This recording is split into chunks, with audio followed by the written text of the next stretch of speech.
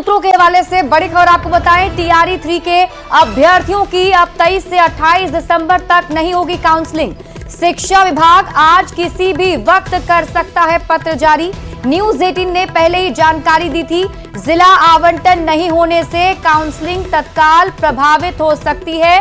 PRT TGT के अभ्यर्थी result के बाद काउंसलिंग का इंतजार कर रहे हैं, तो पीजीटी अभ्यर्थी रिजल्ट के इंतजार में हैं। तो बड़ी खबर आपको बता रहे हैं, 23 से 28 दिसंबर तक काउंसलिंग नहीं होने वाली है। सूत्रों के हवाले से बड़ी खबर है, शिक्षा विभाग कभी भी पत्र जारी कर सकता है।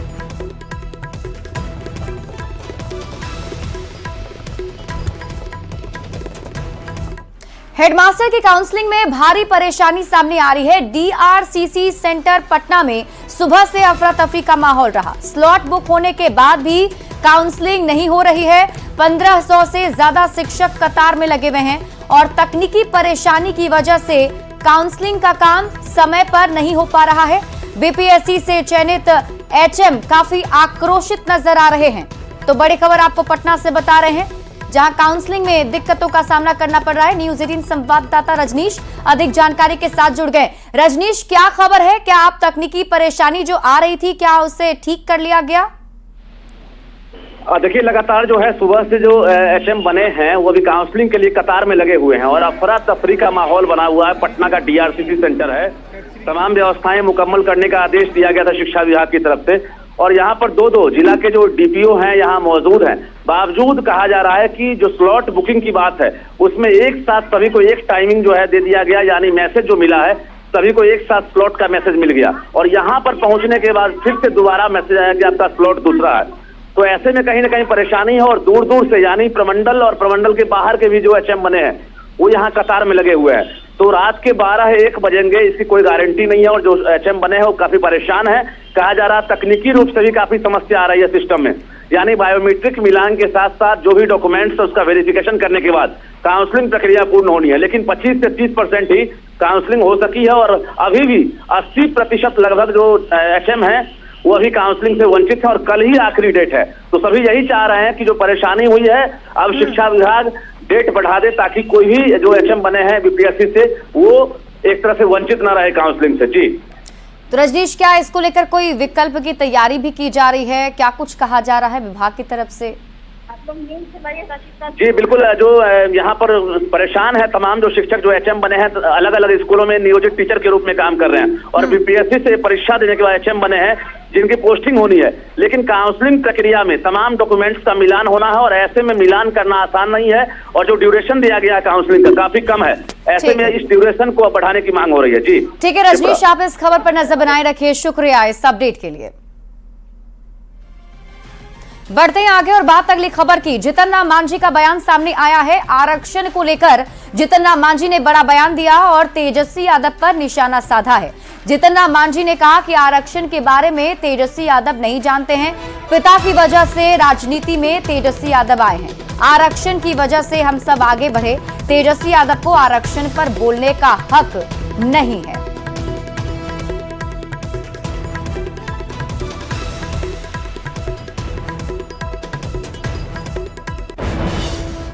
आरक्षण का अर्थ ही नहीं वो समझते हैं कि आरक्षण का अर्थ क्या होता है और किनको आरक्षण मिलना चाहिए।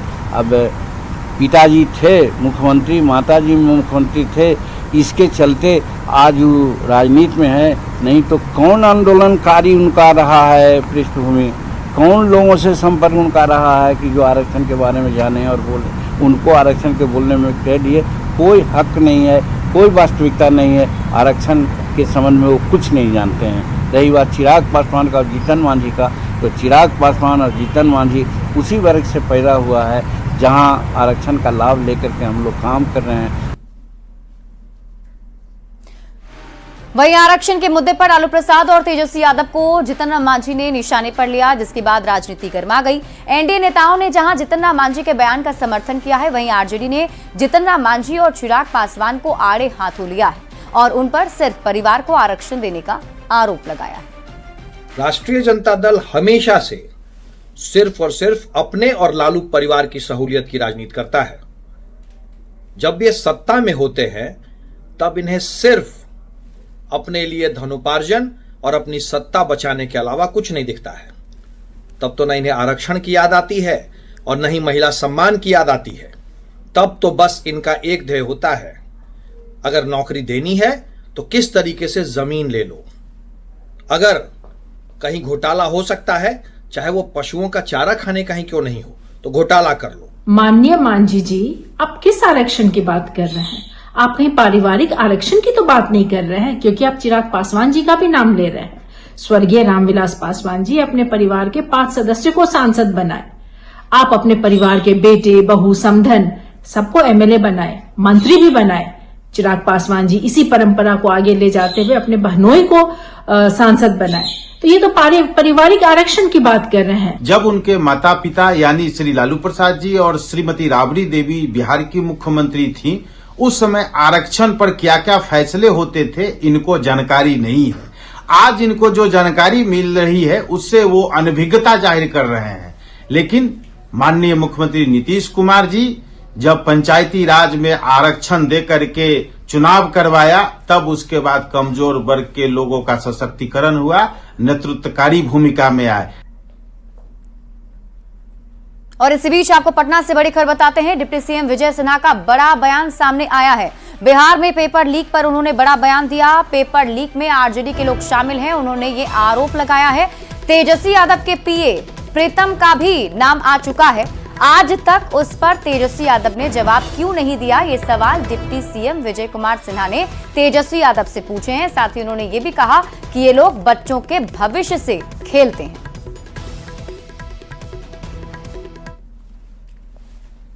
आज पेपर लीक में राजद के लोगों का बड़ा हाथ रहता है। हमने तो प्रश्न उठाया था, आज उनके पीएस प्रीतम पर आज तक क्यों नहीं जवाब दे पाए। और अभी कई ऐसे मामले हैं, हर पेपर लीक में और आउटसोर्सिंग की बहाली में राजद के लोगों की संलिप्तता है। ये बच्चों के भविष्य से खिलवाड़ करता है, प्रतिभा को दमन करता है। तो बिहार में पेपर लीक में आरजेडी के लोगों के शामिल होने के डिप्टी सीएम विजय सिन्हा के आरोपों पर अब नेता प्रतिपक्ष तेजस्वी यादव ने पलटवार किया है। तेजस्वी यादव ने कहा है कि जब पेपर लीक में आरजेडी के लोग शामिल हैं तो उनकी सरकार कार्रवाई क्यों नहीं कर रही है। तेजस्वी यादव ने यह भी कहा कि विजय सिन्हा किस्मत से डिप्टी सीएम बन गए। आरजेडी के लोग पेपर लीक करा रहे हैं तो नालंदा का ही पेपर का तार क्यों जुड़ रहा है? जितना भी पेपर लीक होता है नालंदा से ही जुड़ा रहता है। और आपकी सरकार है, आप बड़ा बेकार का मंत्री हो। पर अगर पेपर लीक हो रहा है, अगर उनको लगता है कि आरजेडी का इन्वॉल्वमेंट है, तो काय हाथ पे हाथ धरे बैठे। नीट वाला जब पेपर लीक हुआ था उसमें भी कहते थे आरजेडी वाला लोग है। सीबीआई वाला किसको पकड़ के ले गया? सब तो जदयू भाजपा के लोगों को पकड़। तेजस्वी यादव ने कहा विजय सिन्हा में डिप्टी सीएम बनने की क्वालिटी नहीं है, किस्मत से डिप्टी सीएम बन गए। अब तेजस्वी यादव के इस बयान पर विजय सिन्हा ने पलटवार किया है और विजय सिन्हा ने कहा कि हम उनकी तरह रानी के पेट से राजकुमार की तरह जन्म नहीं लिए हैं, हम लोग साधारण परिवार से आगे बढ़े। तेजस्वी यादव जी, रानी के पेट से राजकुमार, जंगल राज के युवराज का जन्म हुआ है, ये सच है, हम स्वीकारते हैं। हम लोग तो पोलिंग एजेंट, एक से साधारण शिक्षक पुत्र पोलिंग एजेंट, वार्ड के अध्यक्ष, मंडल उपाध्यक्ष, मंडल अध्यक्ष से लेकर प्रवक्ता से लेकर के मंत्री और विधानसभा अध्यक्ष से लेकर नेता प्रतिपक्ष बने थे। 35 साल के लगभग लग गया था समय छात्र संघ से निकलने के बाद। वो व्यक्ति जातीय जहर के लहर के कहर से उनके पिताजी बिहार को बर्बाद किए और वही लहर लाना चाहते हैं बिहार में। बढ़ते आगे, बीपीएससी 70वीं की पीटी परीक्षा मामले को लेकर बिहार बीजेपी के अध्यक्ष दिलीप जायसवाल ने बड़ा बयान दिया है। दिलीप जायसवाल ने अभ्यर्थियों से राजनीति में नहीं कूदने की अपील की।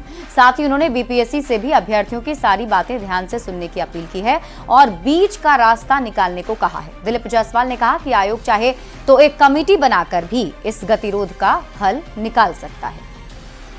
अभी मैंने इनकी सारी बातें सुनी है।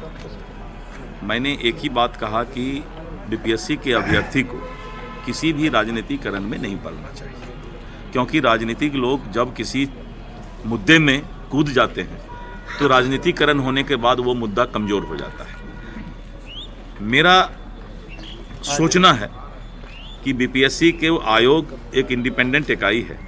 आयोग को संवेदनशील तरीके से इनकी बातों को समझने की आवश्यकता है। अभी आयोग ने बहुत अच्छा फैसला लिया कि एक सेंटर कैंसिल कर दिया, लेकिन उस सेंटर को कैंसिल करने के बाद जो उसके क्वेश्चन होंगे और जो पहले क्वेश्चन थे उनका स्टैंडर्ड, उनका क्वालिटी, उसमें कोई डिस्क्रिमिनेशन नहीं होना चाहिए। तो ऐसे परिस्थिति में आयोग बैठ करके एक बार अच्छे तरीके से सकारात्मक सोच रख के बैठे। पहले से अब दिमाग में हो जाएगा कि नहीं करना है, तब तो कुछ उसका हल निकलता नहीं है। तो एक बार बैठ करके संवेदनशील तरीके से इनकी बात को सुन ले, समझ ले। अगर लगता है कि नहीं इनकी बात में कुछ सच्चाई है तो आयोग को जरूर चिंता इनके मांगों पर करना चाहिए। 2025 के विधानसभा चुनाव में अभी करीब 10 महीने का वक्त बाकी है, लेकिन एनडीए ने अभी से ही रणनीति बनानी शुरू कर दी है। एनडीए नेताओं की 15 जनवरी से जिलावार समीक्षा बैठक शुरू होने जा रही है, जिसमें संगठन की मजबूती और जनाधार की समीक्षा की जाएगी। इसके साथ ही गठबंधन के घटक दलों के साथ बेहतर तालमेल पर भी रणनीति बनेगी। जेडीयू के प्रदेश अध्यक्ष उमेश कुशवाहा ने कहा है कि इस बैठक का मकसद 2020 की गलती से सबक लेना है। जाके हम लोग का संगठन एनडीए का जो गठबंधन दल है, कैसे हमारे जो नीचे स्तर तक के जो कार्यकर्ता हैं, पंचायत स्तर के, बूथ स्तर के, उन लोगों में आपस में कैसे समन्वय बनावे, कैसे चट्टानी एकता रहे, हर बिंदु पर हम लोगों ने चर्चा किया। उसके लिए रूपरेखा बनाए हैं। इसका प्रथम चरण के हम लोगों ने घोषणा किया है एनडीए के कार्यक्रम जिला कार्यकर्ता सम्मेलन, और सब लोग का एक ही उद्देश्य है 2025 फिर से नीतीश और 225। इस कामयाबी के लिए हम लोग सारे चीज हम लोग काम कर रहे हैं।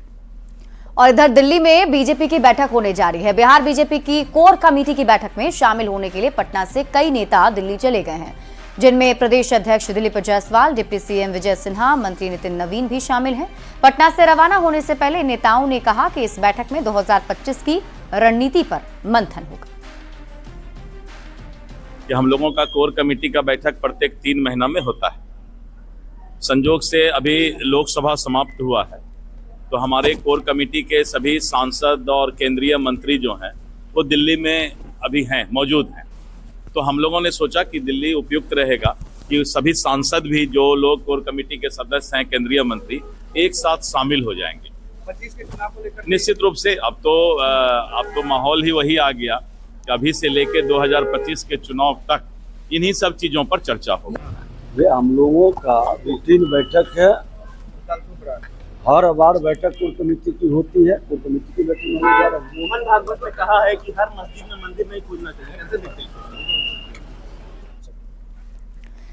2025 को लेकर बीजेपी ने साफ कर दिया है कि नीतीश कुमार के नेतृत्व में ही एनडीए चुनाव लड़ेगा, जिस पर राजनीतिक टीका टिप्पणी शुरू हो गई। ऐसे में जेडीयू के कार्यकारी राष्ट्रीय अध्यक्ष संजय झा ने कहा कि कहीं कोई इफ बट नहीं है, नीतीश कुमार के नेतृत्व में ही एनडीए चुनाव लड़ेगा। उन्होंने अरविंद केजरीवाल के द्वारा नीतीश कुमार को लिखे गए पत्र पर भी जवाब दिया है। चुनाव होगा। अगर अरविंद केजरीवाल ने लेटर लिखा है मुख्यमंत्री नीतीश कुमार को, मैंने दिया है जवाब। अब कहा है कि भाई वो आप तो ऐसे आदमी है, नीतीश कुमार जी पर आप जो पूछ रहे हैं, इंडिया गठबंधन में हम लोग थे, ये तो पटना से भाग गए थे, आपको याद होगा जब यहाँ पे कार्यक्रम चल रहा था जातीय जनगणना पर। बिहार अकेला प्रदेश है जो काम इस पर सर्वे किया, और हम लोग नीतीश कुमार जी उठाते रहे इस बात को, लेकिन कभी भी उन्होंने इस बात का समर्थन नहीं किया। वहां बढ़ते हैं आगे और खबर आपको पटना के दानापुर से बताएं, जहां बीटा एयरफोर्स परिसर में एक बार फिर तेंदुआ के दिखने के डर से 55 दिन बाद वायुसेना केंद्रीय विद्यालय को बंद करना पड़ा है, जिसकी वजह से बच्चों की पढ़ाई बाधित हो रही है। ऐसे में स्थानीय लोगों में काफी आक्रोश है। दरअसल बीटा में वायुसेना केंद्रीय विद्यालय तेंदुआ के डर से बीते 25 अक्टूबर से बंद था, जिससे 1100 से ज्यादा बच्चों की पढ़ाई बाधित थी। बच्चों के भविष्य को देखते हुए करीब 55 दिन बाद स्कूल को दोबारा खोला गया, लेकिन कैंपस में एक बार फिर तेंदुआ देखा गया है, जिसके कारण अगले दिन से स्कूल को फिर से बंद कर दिया गया। स्कूल के शिक्षकों और अभिभावकों में भय बना हुआ है। साथ ही बच्चों की पढ़ाई प्रभावित होने के कारण अभिभावक में आक्रोश भी है। बिहटा के एयरफोर्स के पास, और ये देख लीजिए भारतीय वायुसेना स्थल का बिहटा का ये एयरपोर्ट का गेट है, और यही अंदर में जो है स्कूल है, पीएम केंद्रीय विद्यालय है, और उसको एक बार फिर से जो है बंद कर दिया गया है इस वजह से कि तेंदुआ एक बार फिर से देखा गया है। साथ ही जंगली सुअर भी देखा गया है। भारी जंगल है, इस बीच में जो है स्कूल है, और इसी स्कूल को जो है बंद किया गया है, और स्कूल सुरक्षा के लिहाजे से बंद गया। हालांकि स्कूल की पढ़ाई ऑनलाइन की जा रही है, और इसका जो है खामियाजा जो है बच्चे भुगत रहे हैं जब बंद हो रहा है स्कूल, और तेंदुआ अभी तक पकड़ा नहीं गया है। यहाँ ये कैंपस का अधिकारी का लापरवाही है। 50 दिन से ऊपर हो गया स्कूल बंद रहा, 1 महीने से लगा हुआ है। कारण ये हो रहा है, बच्चा का पढ़ाई का डिस्टर्ब हो रहा है। फरवरी में एग्जाम है, वो बच्चा क्या एग्जाम वहाँ देगा? सरकार का कोई ध्यान नहीं है यहाँ पर। वन विभाग वाले आके बैठे रहते हैं, एक लेडी कांस्टेबल बैठी रहती है, उससे क्या होने वाला है? आप जब तक आगे बढ़कर नहीं पिंजरा जगह जगह लगाइएगा तब तक कैसे पकड़ाएगा वो? ये इसमें डिफेंस की भी गलती है और बिहार सरकार की भी गलती है। ये वन विभाग की लापरवाही बता रहे हैं, साथ ही जो है वायुसेना के अधिकारियों की भी लापरवाही बता रहे हैं कि 50 दिन से ऊपर हो गए, 55 दिन हो गए, उससे भी ऊपर हो गए, और तेंदुआ अभी तक पकड़ा नहीं गया है। ये जो है वायुसेना के अंदर ही जो है वो स्कूल है, और स्कूल के अंदर पढ़ाई बंद है। ऐसे में स्कूल की पढ़ाई नहीं होती है तो बाहर दुकानदार को भी जो है उसका खामियाजा भुगतना पड़ता है, और साथ ही पढ़ाई बच्चों की बाधित हो रही है। गार्जियन भी इसे जल्द से जल्द पकड़ने की मांग कर रहे हैं। दानापुर के बिहटा से न्यूज़ 18 के लिए मर्जी शर्मा। खबर बगहा से है, जहां पिपरासी में एक तेंदुए की चहलकदमी से लोगों में दहशत है। पिपरासी में पीपी तटबंध के किनारे एक बकरी के शिकार के बाद तेंदुआ ने आसपास के इलाकों में अपना ठिकाना बना लिया है। पुलिस ने मौके पर पहुंचकर लोगों से सचेत रहने की अपील की है। वन विभाग की टीम मौके पर पहुंचकर तेंदुए के रेस्क्यू के लिए अभियान चला रही है।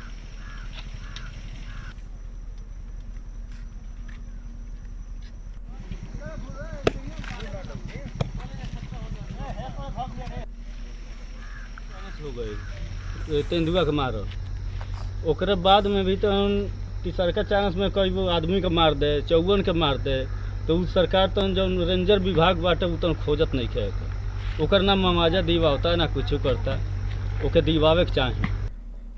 और समस्तीपुर से बड़ी खबर आपको बताते हैं, जहां डबल मर्डर से हड़कंप मच गया है। प्रॉपर्टी डीलर विजय गुप्ता और एक ऑटो चालक की गोली मारकर हत्या कर दी गई है। कल्याणपुर थाना क्षेत्र के मुक्तापुर की घटना बताई जा रही है। तो बड़ी खबर आपको बता रहे हैं समस्तीपुर से, जहां डबल मर्डर से हड़कंप मचा हुआ है। जानकारी के मुताबिक प्रॉपर्टी डीलर विजय गुप्ता और एक ऑटो चालक की गोली मारकर हत्या कर दी गई।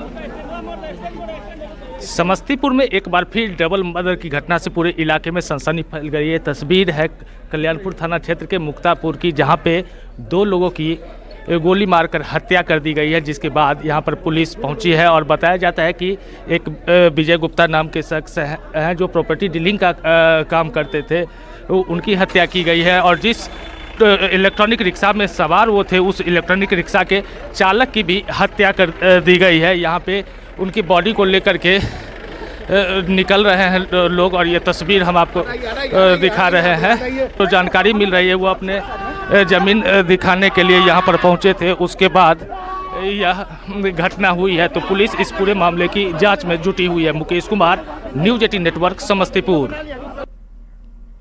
13 नवंबर 2024 को पीएम नरेंद्र मोदी ने दरभंगा में एम्स का शिलान्यास किया था, जिसके बाद से एम्स निर्माण को लेकर हलचल काफी तेज है। एम्स का निर्माण काम शुरू होने से पहले यहां की मिट्टी की जांच शुरू की गई। मिट्टी की जांच दिल्ली के लैब में होगी, फिर भवन में डिजाइन बनाने में मदद मिलेगी। जानकारी के मुताबिक एम्स के 35 अलग अलग जगहों से मिट्टी के सैंपल निकाले जाएंगे। फिलहाल 20 जगहों से मिट्टी के सैंपल निकाल लिए गए हैं, जबकि 15 जगहों से अभी भी मिट्टी के नमूने लिए जाने बाकी हैं। सभी जगहों से मिट्टी निकालने में अब भी 15 से 20 दिन का समय और लगेगा। मिट्टी के सैंपल निकालने के लिए 2 टीम मौके पर काम कर रही है और जमीन के अंदर से मिट्टी निकालने के लिए मशीन भी लगाए गए हैं।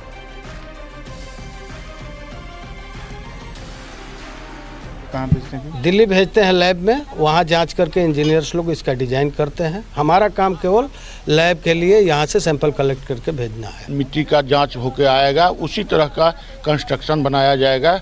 और अभी जो प्लानिंग है, जो पिलर पर खड़ा करके और ऊपर में ही मेडिकल कॉलेज और हॉस्पिटल दोनों ऊपर में ही होगा एम्स का। और फिलहाल इस बुलेटिन में अभी के लिए बस इतना ही। आप देखते रहिए न्यूज़ 18 बिहार झारखंड।